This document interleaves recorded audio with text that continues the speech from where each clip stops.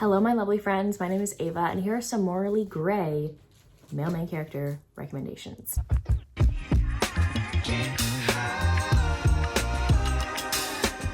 So these are romances with heroes who are morally gray. Don't know, honestly, whether they're the villain or the hero sometimes. I know that can be people's favorite type of hero, so hope we can get some new recs, some amazing recs in this video. So let's get started. I will never shut up about this book. This is Lights Out by Navessa Allen. This dude is so morally gray, but I freaking love him. So our hero gets kind of rocked one day when his roommate shows him a video of a masked man on TikTok doing a masked man thirst trap video, and it's like, hey, this girl that I used to hook up with sent me this video and wants for me to do something like this, but that's really weird. Isn't this so funny? And he shows him a video and he's like, shit, that's me. But he figures out that his roommate's ex hookup buddy is into this, right? And he's always thought that she's super cute and hot. And so he's like, you know what? I'm gonna do something. I'm gonna do something. He decides to cyber stalk her, hack into all of her stuff. He's a hacker. Possibly sneak into her apartment and film with thirst trap videos without her there. She starts freaking out because she thinks this man is stalking her, which he is, and filming stuff in her room, even though she is so into this masked man. She does not know these two people are the same person because she knows who he is in real life. Anyway, so yeah, he starts stalking her, and it's grand. It is so hot. It's so good. I love this. If you want a dark romance with a bunch of humor, look no further. If you want a mafia romance, I recommend Run, Posy, Run by Cate C. I think this hero is literally classified as a psychopath, or is it a sociopath? I don't know the difference, where they don't feel emotion at all. He's one of those people. This one starts out with him already in a relationship with our heroine. They have a very content romance. And yeah, he's a part of the mafia, but he gets a video one day of his girlfriend hooking up with another man. He shows her the video and is like, hey, I want you out of this house. We're done. And he kind of threatens to kill her if he finds her. And she keeps telling him hey, that video is really old. Look at my hair. My hair doesn't look like that. That was me years ago. Can you not put two and two together? That is not, I did not cheat on you. He's so full of rage though that he does not take the time to look into this. And so she just runs away. She runs away, leaves the grid, makes sure he cannot find her. And it isn't until she's completely gone that he realizes, oh yeah, I messed up. That is obviously a very old video, but he was just so angry that he thought this woman was cheating on him, that he kind of just wasn't thinking at all. So it's about him trying to find her again and track her down. And that's why it's called Run, Posy, Run. It's because he tells her to run. Maybe you think at the beginning of this book, he might try and kill her. So he definitely is a morally gray dude. A fan favorite, obviously, is Twisted Love by Ana Huang. Alex is very morally gray for certain reasons I can't really talk about, but I guess the reasoning as to why he was introduced to Eva and her whole family starts out even morally gray, so take with that what you will. But Alex has a bunch of secrets. He's very grumpy, very broody, and his best friend, his younger sister, actually lives next door to him, and he's going out of town. He's a doctor. I think he's going overseas to do some doctoral work or internship, if I'm not mistaken. And he's like, okay, can you watch over my sister while I'm gone? Just make sure she's safe. And Alex just takes it as far as possible and decides to move in next door to Eva into his best friend's house and just watch over her 24/7. And Eva is like, I don't need a babysitter. I'm in college. I'm a grown woman. And then she decides to play around with Alex a little bit because she notices he's a very broody dude, very rarely smiles. So she makes it a goal in life to make him feel some type of emotion, and she's finding it very difficult. But Alex in here is very morally gray, and I can't really talk about anything else because I don't want to spoil it. One of the most morally gray dudes ever is Tristan from Scarred. If you didn't know, this is a part of the Never After series, which are dark Disney retellings, but they're all take place as normal people. They're just dark versions. So this is a retelling of The Lion King. There are no lions in here.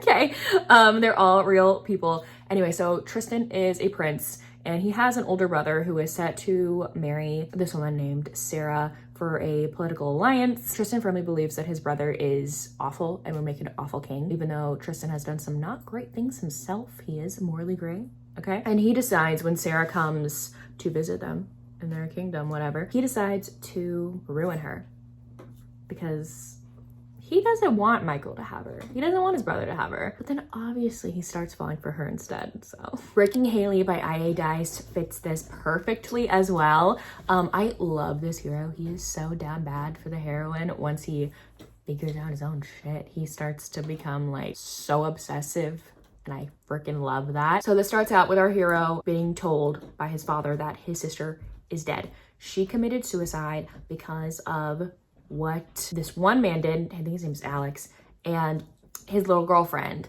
And so he's like, okay, tell me where they are. I'll kill him. I want revenge. His dad's like, okay, well, Alex has already been taken care of. He's gone. But then the girl, she's at this boarding school, college boarding school. She's actually got amnesia because of an accident she was in recently. So she actually doesn't remember anything. But you're gonna go there undercover into the boarding school setting and break her from the inside out. So he decides to do that. He's gonna go do that. He decides he wants to make this woman's life a living hell, even though she does have amnesia. She has no idea what's happened to her in the past year. Throughout the story, the heroine starts to slowly gain her memories back. And when the hero realizes that maybe she was just as much of a victim as his little sister, like, all bets are off. All bets are off. This is a duet, by the way. You need to read the second book to get the conclusion to their story. And it is good. It's hot. It's great. I love this one. Another very morally gray man, very morally gray, is Sergei from Hidden Truths by Eva Altaf. This is book number 3 in her Perfectly Imperfect series, a mafia romance series. Sorry for the bone chewing sounds, by the way. Your girl's content, so I'm gonna leave her alone. He can't feel emotions. He's gone through a lot in his life. Like, he was like taken as a kid, I think, and forced to basically be a child assassin, and that's definitely affected him throughout his life. Anyway, he is with one of his mafia brothers, I think in book number 2, and he is trying to take down like a bad mafia guy. Comes across this big moving truck that they're using to transport goods. So they want to like blow it up and get rid of all the bad guys' inventory, right? But they go inside the truck and they find a woman in there, and that's our heroine. And she's like emaciated, skin and bones, barely hung on to life basically. And Sergei takes one look at her, picks her up and takes her home with him, and he has decided to make that woman his. And so it's kind of kept her captive in a sense, because she wakes up, doesn't know where she is, and she's not allowed to leave the house. She's like chained to the bed in the room, like she's not allowed to leave because Sergei has decided to make her his. And she may or may not be, and he knows this immediately, the the daughter to his sworn enemy on top of that. So Sea of Ruin by Pam Godwin is a great example of a morally gray character, with, I feel like, both heroes, because there's kind of like a love triangle going on in here. The heroine, she is actually a pirate captain. Her dad was this very famous pirate captain, and she kind of took up the mantle after he died. Her name is Bennett, and she is actually on the run right now from 2 men. She's on the run from her husband, whose name is Priest, and she's on the run from Ashley, who is a pirate hunter. So both of these men are after her, and both of them are morally gray because her husband did something despicable, and the other's a pirate hunter and wants to kill her. So this book is really dark, by the way. There is sexual assault on page, not from our heroes to the heroine, but another man onto the heroine, and it is pretty graphic, so please be aware before going in. So if you're not into dark romance, I don't recommend picking this one up. But I feel like if you're watching this video, you will already be into dark romance. Anyway, if you haven't read Sea of Ruin yet, pick it up. I'm someone who is obsessed with the Pirates of the Caribbean movies, like absolutely obsessed with them. They're some of my favorite movies of all time. So pick this up, please, if you love those movies. It's fantastic. I have Charming Your Dad by Sarah Blue next. This is a paranormal romance, and the title kind of says it all. She charms her ex's dad. The heroine's a witch, and she finds out that her boyfriend has been cheating on her, and she can't get back at him magically because she's already in trouble, already has 2 strikes against her with like the witch council for performing magic on humans, because humans don't know that magical creatures exist, so like they can't be doing magic in front of them. So she's like, dang, I gotta get back at him on a non-magical way. What can I do? She finds out that his dad is in town. He's so hot. So she's like, you know what? We're gonna get with the dad. We're gonna get with the dad. What she doesn't know though is the dad is actually a demon who is from hell. He has some very interesting things going on in his life currently, and things that he has done that have definitely been morally gray. But he is definitely obsessed with the heroine. When he meets her at a bar at first, he does not know the relationship between her and his son. like going forward, like at the beginning. So take with that what you will, but this one was fun. If you're wanting a paranormal one, definitely recommend it. And then I have a fantasy one last. This is Raven Unveiled by Grace Draven. This hero is Morley Gray because we actually met him in book number 2. I do recommend reading these books in order. By the way, this is book number 3. We met him in book number 2 and he was actually the right-hand man to the empress of this fantasy world, or this fantasy land. She is known for being the most cruel woman to ever exist. She, like, in book number 1, she sexually assaults that hero multiple times. He was not there because he wanted to be, I will just say that. Like, he did not approve of any of the things this woman did, but chose to take a blind eye to a lot of it because of his daughter.